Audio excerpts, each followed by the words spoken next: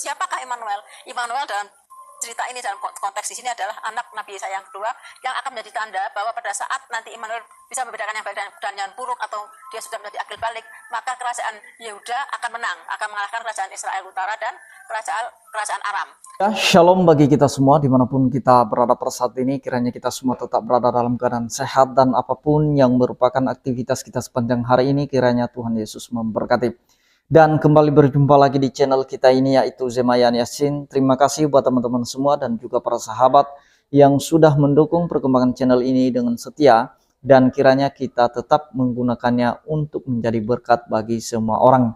Nah teman-teman, pada video kali ini saya akan meluruskan apa yang menjadi pembahasan seorang nenek yang sudah tua, dan kemudian dia suka sekali membahas tentang ayat-ayat Alkitab. Dan dia mempunyai tafsiran yang sesuka hatinya teman-teman ya. Dia berkata bahwa Immanuel yang tertulis dalam kitab Nabi Yesaya itu tidak merujuk kepada Yesus sama sekali, melainkan itu merujuk kepada anak kedua dari Nabi Yesaya. Nah teman-teman, sebelumnya mari kita simak videonya yang berikut ini. Siapa sebenarnya Immanuel dalam Yesaya 7:14. Nah, untuk tahu siapa Immanuel tentunya harus dibaca dalam satu konteks ya, dalam Yesaya 7. Saya baca ayat nomor 1 saja sebagai clue, sebagai kunci. Saya baca dulu ya. Dalam zaman Ahaz bin Yotam bin Uzziah, Raja Yehuda, maka rezim Raja Aram dengan Pekah bin Remalia Raja Israel maju ke Yerusalem untuk berperang melawan kota itu. Namun mereka tidak dapat mengalahkannya. Lalu diberitahukanlah kepada keluarga Daud, Aram telah berkemah di wilayah Efraim. Maka hati Ahaz dan hati rakyatnya gemetar ketakutan seperti pohon-pohon hutan bergoyang di tiup angin. Nah, dalam konteks semua, dalam seluruh isi Yesaya 7 ini sebetulnya bercerita tentang perang Syria Efraim. Efraim itu perang Syria Efraim adalah Efraim itu namanya dari kerajaan Israel Utara. Jadi Syria itu atau kerajaan Aram ya. Jadi kerajaan Aram bersatu dengan kerajaan Israel Utara mengeroyok kerajaan Yehuda. Ya, jadi kerajaan Israel kan sudah pecah menjadi Israel Utara dan Yehuda. Nah, kerajaan Yehuda ini dikeroyok pada saat pemerintahan Raja Ahaz ya. Dan pada saat itu Nabi Yesaya hidup. Jadi pada zaman Nabi Yesaya dan pemerintahan Raja Ahaz. Nah, menghadapi konflik yang genting ini, kenapa genting sekali? Karena kerajaan Yehuda dikeroyok oleh dua kerajaan, Arab dan Israel. Sedangkan beberapa tahun sebelumnya dia saja dengan kerajaan Israel kalah, apalagi tambah Israel mengeroyok bersatu dengan kerajaan Arab mengeroyok kerajaan Yehuda. Nah, di sini ada kata Immanuel ya, di Yesaya yang nomor 7:14-nya yang sangat terkenal ya. Jadi di 7:14-nya ini ayat yang sangat paling sering dipakai, yaitu tulisannya tetapi Ahaz menjawab, maaf. Yang 14-nya, sebab itu Tuhan sendirilah yang akan memberitahu kepadamu suatu pertanda. Sesungguhnya seorang perempuan muda mengandung dan akan melahirkan seorang anak laki-laki dan akan menamai dia Immanuel. Nah, siapakah Immanuel? Immanuel dalam cerita ini, dalam konteks di sini adalah anak Nabi Yesaya yang kedua yang akan menjadi tanda bahwa pada saat nanti Immanuel bisa membedakan yang baik dan yang buruk, atau dia sudah menjadi akil balik, maka kerajaan Yehuda akan menang, akan mengalahkan kerajaan Israel Utara dan kerajaan Aram. Dengan cara bagaimana? Dengan cara Tuhan sendiri di Yesaya 7:20. Dengan cara Tuhan sendiri, yaitu dengan pisau cukur yang dipinjam Raja Asyur ya, yang menjadi ini kan ayat yang legenda. Kok Tuhan pinjam pisau cukur? Nah, secara makna tidak begitu. Artinya Tuhan dengan menggunakan tangan Raja Asyur mengalahkan kerajaan Aram dan kerajaan Israel yang menyerang kerajaan Yehuda ini. Nah, Immanuel ini sebetulnya adalah anak Nabi Yesaya yang kedua, karena pada saat itu istri Nabi Yesaya hamil, dan pada saat itu sudah hamil ya. Pada saat itu sudah hamil, sehingga Tuhan mengatakan, nanti kalau anak ini sudah bisa membedakan, anak yang dalam kandungan ini sudah bisa membedakan yang baik dan yang buruk, maka kerajaan Yehuda akan menang. Dan anak ini, istri Nabi Yesaya memberikan namanya dengan Immanuel, artinya Allah beserta kita. Jadi itu dia videonya teman-teman. Saya sebut mereka ini sebagai guru-guru palsu yang menyamar seperti domba, dan itu sudah dinubuatkan oleh Tuhan Yesus. Waspadalah terhadap mereka yang menyamar seperti domba, tetapi mereka sesungguhnya adalah penyesat. Nah teman-teman, saya katakan ini kenapa? Karena dia seorang muslim dan kemudian dia membahas Alkitab Kristen, dan itulah sebabnya saya katakan dia guru palsu yang sedang menyamar, seolah-olah dia mengerti Alkitab, dia paham Alkitab. Setelah dia baca seluruh konteks dari Nabi Yesaya 7 itu teman-teman, kemudian dia mengambil kesimpulan sendiri mengenai Immanuel, dan dia mengatakan bahwa Immanuel yang ada di dalam kitab Yesaya itu adalah anak dari Nabi Yesaya, anaknya yang kedua. Apakah benar? Kita akan perhatikan nanti apakah Immanuel benar anak Nabi Yesaya atau Immanuel itu adalah Yesus sendiri atau merupakan nubuatan Nabi Yesaya mengenai Yesus yang akan datang. Dan kemudian kita akan lihat nanti siapa yang dimaksud mengenai perempuan muda di dalam ayat tersebut. Nah, teman-teman, sebelumnya kita akan cek dulu ayatnya di dalam Yesaya 7 ya. Memang konteksnya ini mengenai Raja Aram bersatu dengan Raja Efraim atau Efraim untuk mengeroyok Yehuda, untuk menyerang Yehuda. Dan kemudian Nabi Yesaya pada saat itu meminta agar Raja Ahaz, Raja Yehuda, untuk bisa meminta pertanda. Tetapi Raja Ahaz menolak untuk meminta pertanda. Itulah sebabnya muncul ayat yang ke-14 itu, teman-teman. Kita akan lihat ayat yang ke-14. Di situ dikatakan, sebab itu Tuhan sendirilah yang akan memberikan kepadamu suatu pertanda, sesungguhnya seorang perempuan muda mengandung dan akan melahirkan seorang anak laki-laki, dan ia akan menamakan dia Immanuel. Nah, yang pertama kita perhatikan bahwa yang dimaksud di sini adalah seorang perempuan muda yang mengandung. Nah, seorang perempuan muda yang dimaksud di situ adalah seorang perawan, seorang gadis yang tidak pernah menikah, yang tidak pernah melakukan hubungan seksual, dan dia akan mengandung. Nah, apakah mungkinkah ini dikatakan kepada atau merujuk ini kepada istri Nabi Yesaya yang sudah memiliki anak yang pertama? Karena yang dia katakan tadi bahwa Immanuel itu anak kedua, berarti anak yang pertama ada.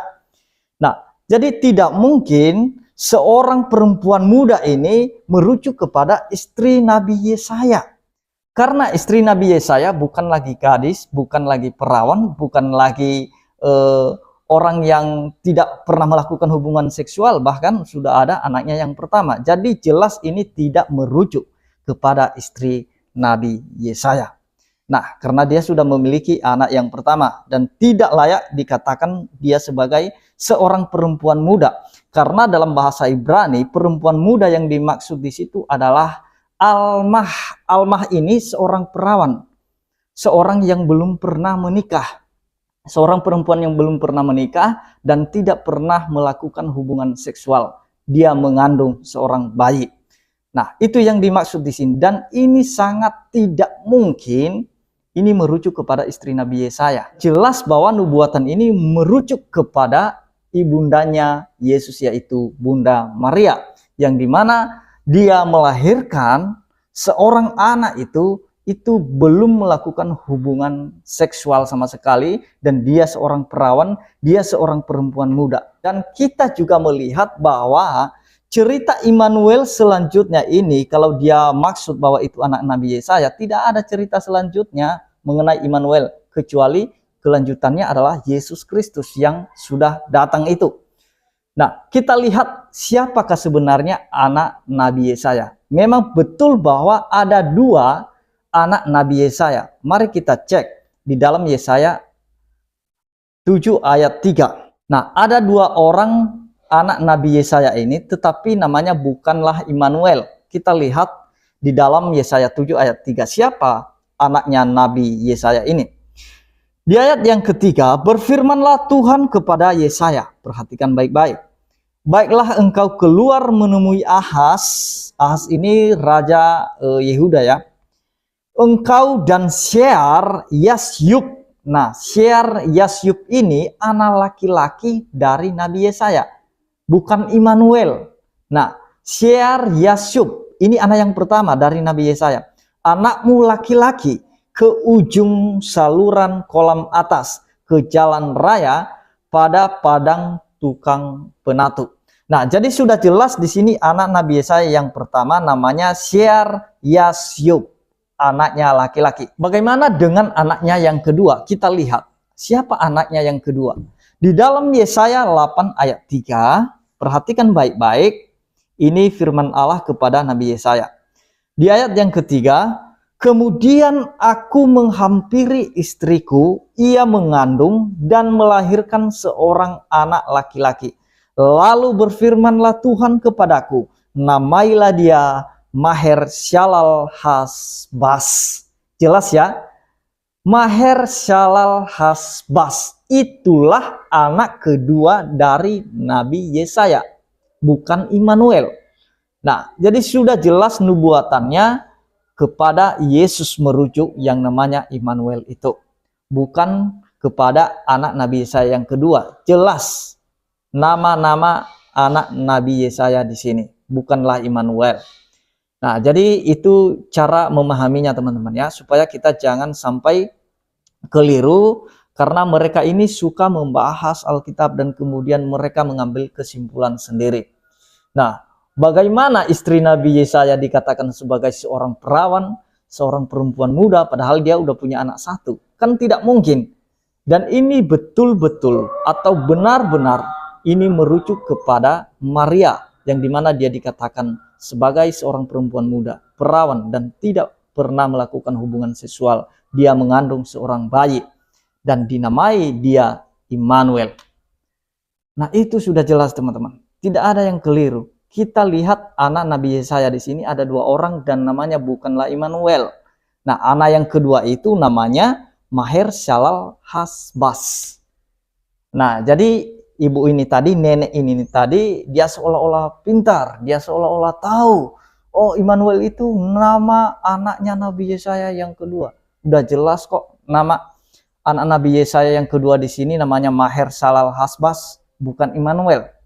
Nah, jadi mereka ini berusaha mengaburkan keyakinan orang, sehingga orang nanti tidak yakin apa yang dinubuatkan oleh Nabi Yesaya ini.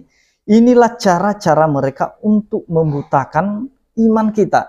Tetapi kita percaya bahwa Roh Kudus menuntun kita, memberikan pengertian kepada kita, pengertian yang benar akan nubuatan tentang Mesias. Dan itu sudah jelas teman-teman ya. Kalau kita kembali melihat di dalam Matius ya, di dalam Matius 1 ayat 23, jadi tergenapilah di sana. Dikatakan di sana oleh malaikat, sesungguhnya anak darah itu akan mengandung dan melahirkan seorang anak laki-laki, dan mereka akan menamakan dia Immanuel, yang berarti Allah menyertai kita. Nah, ini sudah jelas-jelas tergenapi di dalam kehidupannya Bunda Maria, yang dimana dia itu belum menikah, seorang perempuan muda, belum melakukan hubungan seksual, dia mengandung bayi yang bernama Immanuel. Itu sudah jelas. Dan sekali lagi saya katakan bahwa anak yang kedua dari Nabi Yesaya itu bukanlah namanya Immanuel. Nah, jadi sudah jelas tadi teman-teman ya, jangan ada yang keliru. Kita membahas ini supaya jangan sampai orang mendengarkan ini jadi mereka termakan apa yang menjadi kebohongan nenek ini. Nah, itulah pekerjaan setan, pekerjaan iblis yang suka memodifikasi firman.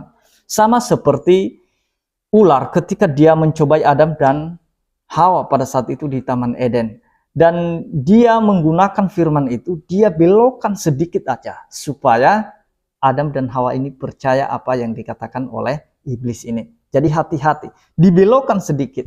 Dia menggunakan firman Tuhan itu kemudian dia modifikasi sedikit. Biar seolah-olah benar, karena yang dia sampaikan adalah firman, yang dia ceritakan adalah firman. Tahu-taunya dia belokkan sedikit. Nah, disitulah orang sesat ketika dibelokkan sedikit oleh mereka. Jadi hati-hati dengan guru-guru palsu, nabi-nabi palsu yang menyamar seperti domba. Tetapi kata Tuhan Yesus nanti, aku tidak mengenal mereka. Itu sudah jelas teman-teman ya. Jadi demikian yang saya sampaikan, kiranya Tuhan Yesus memberkati kita semua. Shalom.